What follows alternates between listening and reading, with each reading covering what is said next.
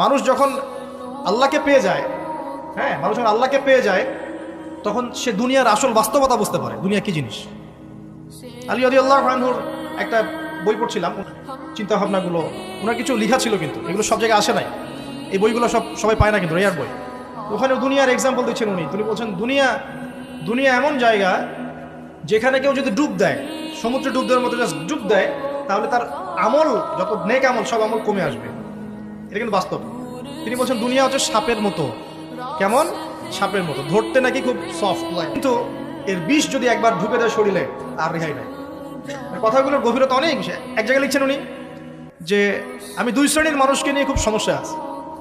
এক শ্রেণী হচ্ছে যারা জাহেল আবেদ, মানে ইবাদত করে, অনেক ইবাদত করে কিন্তু জাহেল। আর এক শ্রেণী হচ্ছে যারা ব্যক্তিত্বহীন আলেম, এদেরকে নিয়ে আমি সমস্যা আছে। আলেম কিন্তু কোনো ব্যক্তিত্ব নাই।